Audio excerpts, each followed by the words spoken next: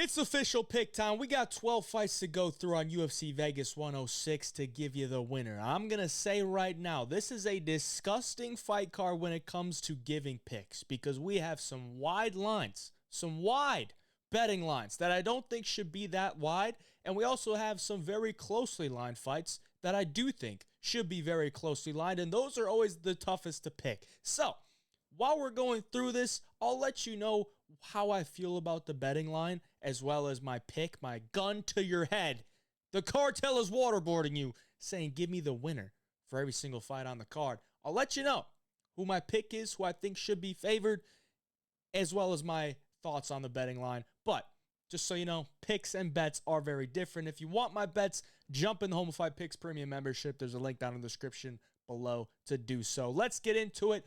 We are going to do rapid fire, quick little brief breakdown, but if you want some more extended, breakdown of each and every fight, I did a live breakdown last night here on the Hey Job Picks YouTube channel. You can go check that out, but these are going to be brief. We'll keep the video short. First fight of the night, we got Pennington, Pinheiro.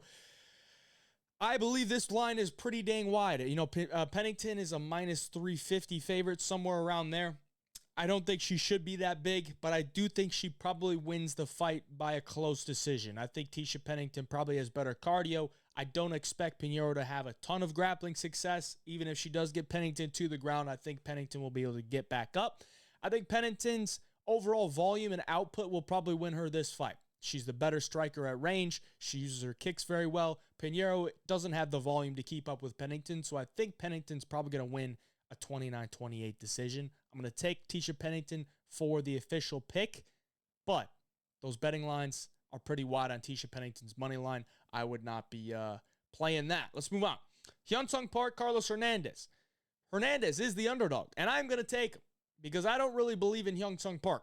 Okay, I don't believe in his game. I don't believe that he has done anything to really warrant being a favorite over Carlos Hernandez. And Carlos Hernandez has had a wealth of experience in the UFC against some pretty high-level guys. Now, he's taken his losses in the UFC, but when he's going up against these lower-level guys, he looks like he should be winning these fights. He usually tends to fight pretty close with almost everybody outside of Dennis Bondar, but his skill set, his overall game, should be able to get him a win here. I think he's going to be able to outstrike Hyun-Sung Park on the feet.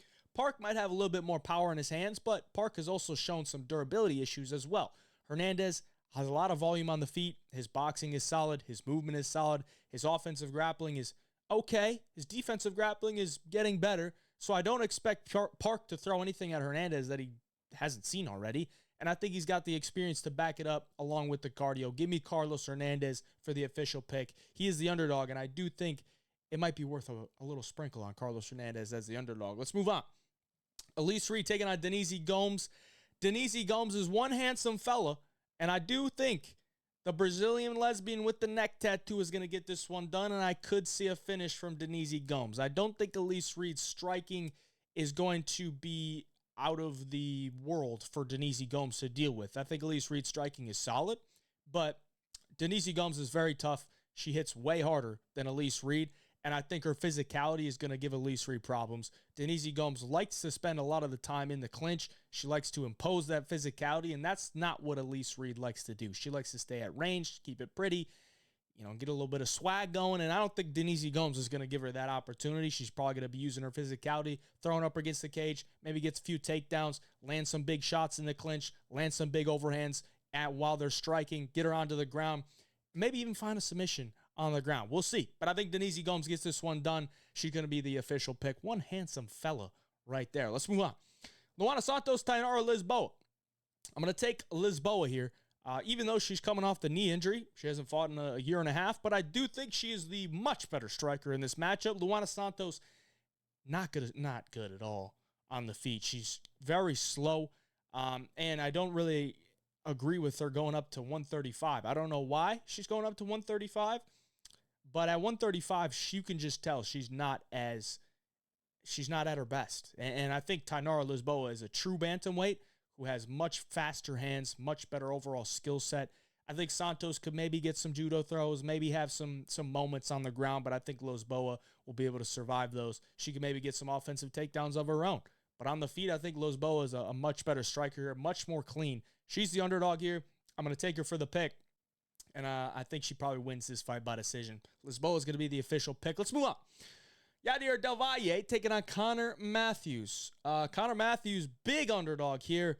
I'm not sure that DelValle should be that big of a favorite, but I do think Yadier DelValle is going to win this fight because I don't really think too highly of Connor Matthews. I think Matthews is super hittable on the feet. I think he can be taken down. I don't think his jiu-jitsu is anything that DelValle hasn't seen before. I think DelValle's overall game skill set, he can mix it in, and I think he wins this fight. I think DelValle's striking is good enough. His leg kicks are solid. His 1-2s are okay. He's a little bit stiff in there, but against the lower level of competition, guys that, aren't able to make him pay for that type of stuff, he can get away with it. And, he's undefeated. He's never been finished before. I don't think Connor Matthews is going to come in here and get a big TKO win. Maybe. Anything's possible in 4-ounce gloves. But DelValle just looks like the better fighter to me. He's a big favorite. I probably wouldn't go chasing that considering it's his UFC debut. And this is not the year for the undefeated fighters. But Yadier DelValle is going to be the official pick. I think he's just better than Matthews, and I think he gets his hand raised. Jared Gordon, Thiago Moises. It's a fight where the betting line is pretty dang close, and I agree with it because I've really struggled to find a real clear path for both of these guys, and I think it's just going to be a very competitive fight that probably goes to a decision. Jared Gordon probably going to get the better of the striking exchanges. Thiago Moises going to be looking to get this fight to the ground. Not that he can't, hang with Jared Gordon on the feet, but I think he's probably going to be losing that realm of the fight, probably 60-40, 65-35 type of thing. And on the ground, Moises, once he gets you on the ground, he's very good at controlling you there. He's good at taking the back. Jared Gordon has been submitted with a rear naked choke before. It was against Grant Dawson. Grant Dawson is a beast wrestler, and he did take him down 7 times. So we know Jared Gordon can get back up if he gets taken down. But that's just an aspect that Thiago's going to have to impose here. And maybe he's able to hold Jared Gordon on his back a little bit longer than Grant Dawson was. But I think Jared Gordon probably wins this fight just based on damage. I think he's probably going to be the one pressuring a little bit. I don't think Thiago likes to be pressured. And if you pressure a guy that wants to shoot takedowns, it's going to be tougher for him to shoot those takedowns. So I think Jared Gordon probably wins this fight by a close decision. I'll take Jared Gordon for the official pick. I think he just wins it off damage. But he's a little bit older than Thiago. Don't love that. He's been on he's had some tough draws when it gets to the scorecard. So that is tough. But Jared Gordon's going to be the official pick. Let's move on. Gabe Green, Mateus, Camilo. Camilo making his UFC debut. Gabe Green coming back after a year and a half off, almost 2 years off. Maybe it is 2 years. It's been off for a while. And I was really trying to find, why he's been off. And I found it. He tore his LCL before he was scheduled to fight last year. So then he had to take about a year off. His wife had a kid, or they had a kid, I guess. Both of them had a kid. And he wanted to stay home to be with her. So now it's been a year. And he's back trying to, make some money for his family. So at least we know what happened. An LCL injury is not great, but it's not the worst thing. And the fact that he did take a while to recover from that, it's good. He's moving down to 155, which I believe his coach has always said he's been a 155er, but he's been fighting at 170. And he's fought some solid competition. He's got some decent wins. He's tough. He's got cardio. He's going to bring a pace into this fight. And I think if we can get a solid Gabe Green that he showed in the UFC, I think he could beat Mateus Camilo. I don't think Camilo is some amazing fighter. Like, he's a solid striker who gets back up when he gets taken down, but I don't know that, he's really faced anyone with some great grappling. Not that Gabe Green is some great grappler, but Gabe Green's going to push a pace on you. And if he's pushing a pace, mixing in takedowns while throwing volume, using all of his skill set, that can wear on a guy making his UFC debut. Gabe Green's got the UFC experience on his side. So I'm going to side with Gabe Green here. He's about a plus 190 underdog. I just don't really agree with the line, and I think Gabe Green has a path here to beat a young, inexperienced guy like Camilo. So I'll take Gabe Green here for the official pick. I don't love it because the unknowns with Gabe Green, being off for a while. Maybe he's got some ring rust, but I know he's got motivations coming into this one. So give me Gabe Green for the official pick. Let's move on. Julian Erosa. Melquizal Costa. Great fight. My favorite fight on the card is this one because I know Melqui Costa is this surging prospect right now. Julian Erosa's been there and done that. He always comes to fight. He always comes and brings exciting fights, whether he's got the guy getting the finish or he's the guy getting chinned. So we know there's going to be action in this one. Melky Costa, this is his third fight in the last 4 months. Now, I don't think that's a good thing. It could be a good thing because it's good to stay active, but I don't think that's a good thing because he's young, and I think he could still make some improvements in his game, but he's very good. He can still make some improvements, but the weight cuts, the overall effects that a fight has on you. He went 15 hard minutes with Christian Rodriguez a month and a half ago, and now he's got to come into a fight with Julian Erosa where if he doesn't finish Erosa in the first round, Julian Erosa, he's got 15 minutes of cardio. He's going to make you work. He pushes a pace on you. He's going to throw a lot of volume. So I'm going to side with Julian Erosa here for the official pick. Obviously, Rosa's chin is always the question, and Costa could definitely put him out in round 1 with a nice counter shot. But if he doesn't do that, how does the fight really play out? Rosa's grappling is super good. His striking is solid. Defensively, not great, but he's going to bring that pace. And if Costa's not at his 100% abilities because this is his third fight in the last 4 months and those weight cuts might start to get to him, we don't know how it's going to look. So I'll take Julian Erosa for the official pick, and let's move on. Dustin Stoltzfus, Nursultan Ruziboev.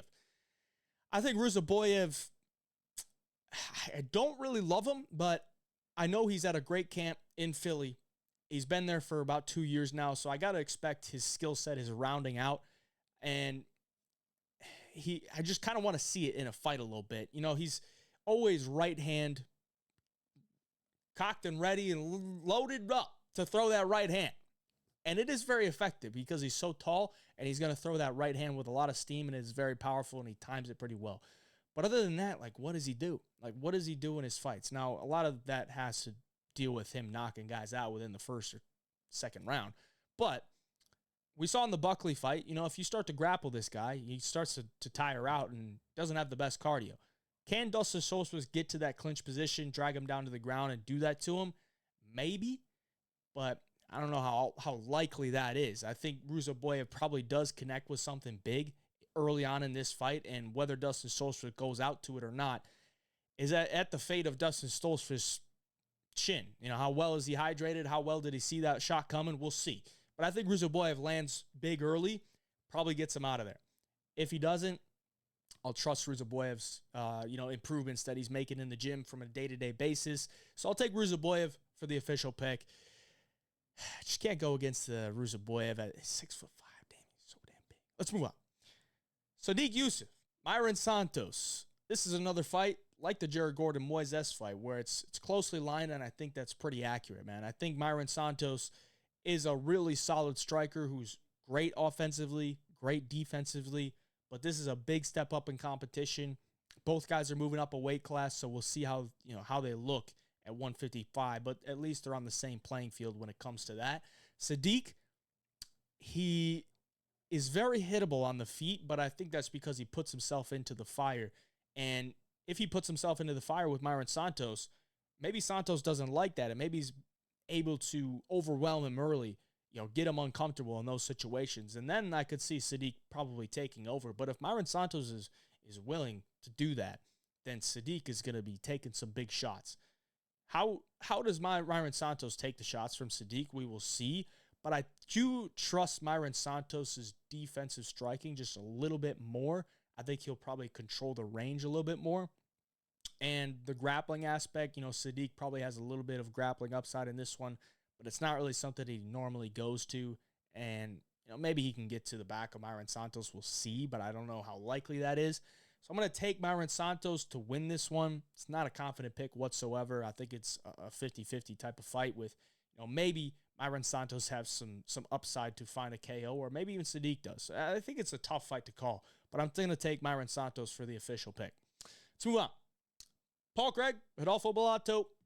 I'm going to take Rodolfo Bellato. I'm going to take Bellato to get a knockout here, but this is not a guy that I could trust as a huge favorite. I mean, he's minus 550, and I watched a clip today, or I was watching tape today against Jimmy Crute. This dude literally tried a body lock takedown and fell on his back, and Jimmy Crute ended up in mount while Bellato was the guy shooting a takedown. So that's a big red flag, because let's just say Bellato is like, yeah, let me take this guy down, whatever. He goes for that body lock takedown and ends up on his back with Paul Craig in mount. The fight's probably over. It's probably over. But ultimately, I think Bellato knows how to win this fight. I was listening to his interviews today. He knows. Keep this fight on the feet. Outstrike him. You can TKO him. It's Paul Craig. It's Paul Craig. Okay? Paul Craig's not going to hurt you with much on the feet, even though Bellato is super hittable on the feet. I don't know that Paul Craig's going to be, knocking his blocks off, knocking him down, and able to, take advantage of that. So I think Bellato, with his durability and his toughness, should take whatever Paul Craig throws at him, and he should be able to overwhelm Paul Craig with his striking. Gotten some nasty leg kicks, solid jab, and just stay on him, overwhelm him, and he'll probably, crumble, because Bellato is a big guy, and he still does hit fairly hard. So once he hits that chin of Paul Craig over and over and over again, he's probably going to crumble. I'll take Rodolfo Bellato to get this one done. He'll be the official pick, probably by KO. To the main event, another wide line. We got Michael Morales, minus 850 over Gilbert Burns. Now, there's a reason we're going to the Apex this Saturday, and that's to support our boy Gilbert Burns. All right, so I'll be there at the Apex on Saturday cheering on Gilbert Burns. But I got to give you my unbiased pick, right? My unbiased pick is Michael Morales, because I think Michael Morales should be favored to win this fight. Should he be minus 850? Absolutely not. I think the betting line is completely absurd. Makes no sense to me. But I would line Michael Morales as about a minus 200 favorite. I think he probably wins 60% of the time. Michael Morales, very physical, absolute specimen at 170. I think he's like 6'1" with a 79-inch reach. So he's got a long reach. He uses it pretty well. He stays at range. He uses his kicks, uses his jab really well. And I think Gilbert's going to have a tough time getting inside to land on Michael. But Gilbert's a guy that likes to use his high guard and pressure that way, and then swing big overhands to get in range where guys have to cover up and then follow up with a couple shots, mix in a takedown. And that could actually work. It's a thing there where Michael Morales, if he's up against the cage, Gilbert's, I don't think he's the best offensive wrestler, but I do think he has the takedowns to take down Michael Morales. We look at the wrestlers that have tried to take down Michael Morales. They're not exactly the best wrestlers. So I would say Gilbert Burns is probably the best wrestler that Morales has faced. But Morales has, a 90% takedown defense. I don't know that Gilbert's going to be able to get it over and over and over again. Now, obviously, this is Morales' first 5-round fight. Gilbert has been in a 5-round fight before. So we don't know how Morales will look in the 4th and the 5th, but I wouldn't say he's given us any type of film to look at to be like, yeah, this guy's going to death gas, if this fight goes into the 4th and the 5th. So I could expect, I really expect a competitive fight that could maybe go five full rounds. But I think Michael Morales probably gets the better of Gilbert Burns over the course of those 5 rounds, to where I think he should be about a minus 200 favorite. Wins about 60% of the time. But the door opens up. 4 out of those 10 could be this night. Michael Morales doesn't have the experience that Gilbert Burns has. He doesn't have the grappling pedigree that Gilbert Burns has. Gilbert Burns has power in his hands. Trevin Giles rocked Michael Morales, had him on the ground in an arm triangle. I got to believe if Gilbert Burns is in that position, he probably is able to make Michael Morales pay for that. So I believe Michael Morales should be the favorite. I'm going to take him for the official pick. The betting line is wild. And Saturday night, I will be cheering for our man Gilbert Burns to get it done. That's going to do it for the video. I appreciate y'all for watching the official picks. The best bets video is going to be out to you tomorrow. I'm going to be flying out to Vegas Friday night, so I'm not sure when we're going to do the Long Shots Only live show. We'll see. Got to talk to Maddie about that, but be on the lookout for that. Like the video for me. Subscribe to the channel. Till next time, Hey Job Picks. We out.